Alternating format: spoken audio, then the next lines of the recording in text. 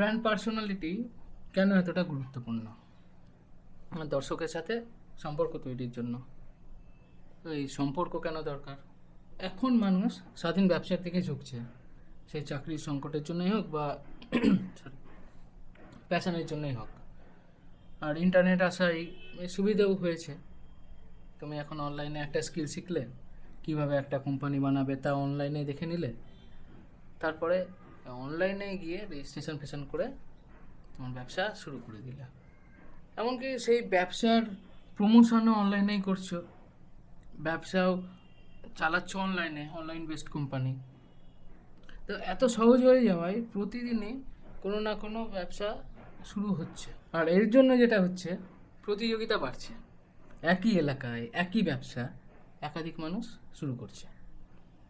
তাদের পণ্য বা পরিষেবা একই রকম, তাদের মানও হয়তো কম বেশি অন্যান্য দোকানগুলোর মতোই। তো তার কাছেই কেন খদ্দের আসবে পাশের দোকানে না গিয়ে? আচ্ছা বলো, তুমি তোমার পাড়ার মুদিখানার দোকানে কেন যাও? কারণ তুমি তাদের সাথেই বড় হয়েছো, তাদের বাড়িতেই নেমন্তন্ন খেয়েছো, বকাও খেয়েছো। তাই তুমি চাল ডাল চিনি, হ্যাঁ, চিনি না, চিনি খাওয়া তো একদমই ভালো না, ডোপামিন স্পাইক করে, প্যাশন কমিয়ে দেয়, ক্যালোরি বাড়িয়ে দেয়। তো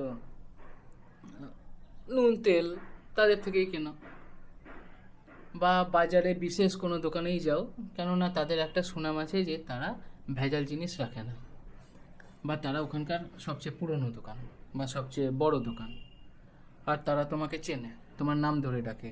তুমি যখন যাও, দিদার শরীর কেমন আছে জিজ্ঞেস করে। তোমার সঙ্গে তাদের একটা সম্পর্ক আছে। তো একটা সম্পর্ক তখন তৈরি হয় যখন দুজনের মধ্যে একটা দ্বিপাক্ষিক কথোপকথন সম্ভব হয়, যার সাথে তোমার আলাপ আছে এরকম, আর যার সাথে আলাপ নেই, যার সাথে কথা বলনি, হয়তো তাকে তাকে বলতে শুনেছো বা সে তোমার কথা শুনেছে, কিন্তু তোমাদের নিজেদের মধ্যে কখনো কোনো ভাব বিনিময় হয়নি, তার সাথে কিভাবে তোমার বন্ধুত্ব তৈরি হবে? যদি বর্তমান সময়ে ফিরি, বন্ধুদের ফোন তো আজকাল আসে না, সবাই ব্যস্ত। আমাদের ফোনও যায় না, কেন আমরা কি বেকার নাকি? আমরাও ব্যস্ত, তাই চাই না। কিন্তু ফোন তো আসে, রোজ নিয়ম করে 13টা কল আসে।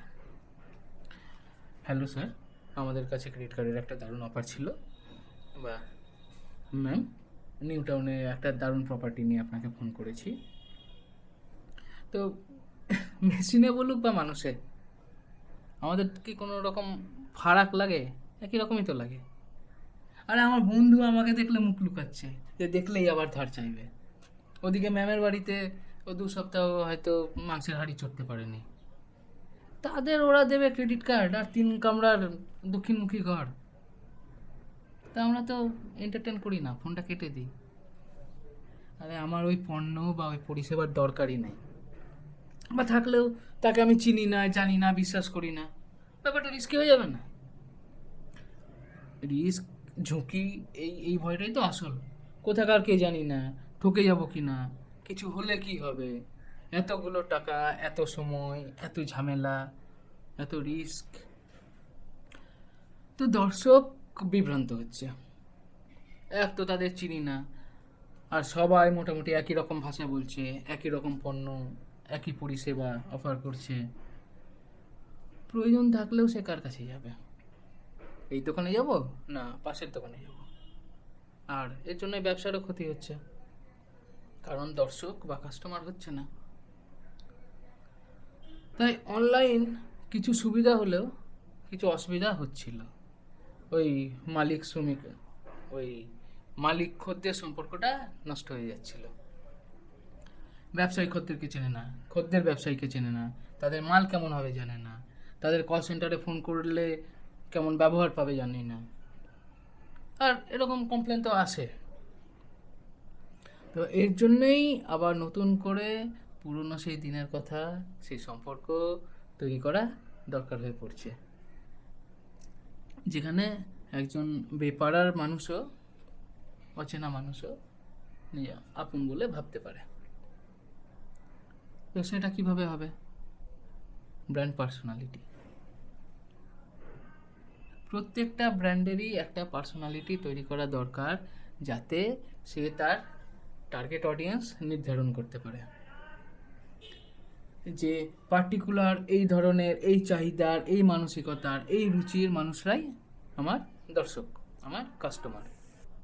আর সেই দর্শকও যাতে বাকিদের থেকে তোমার ব্র্যান্ডকে পৃথক করতে পারে, যার সাথে মানসিকতার মিল খুঁজে পায়, বিশেষ করে তার সাথেই বন্ধুত্ব করতে চাই বা তাকেই আপন ভাবতে পারে।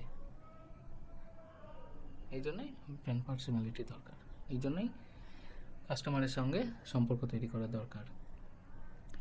এরপরে আমরা আলোচনা করব যে কিভাবে ব্র্যান্ড পার্সোনালিটি তৈরি করা যায়। আজকের মতো এতটাই থাক।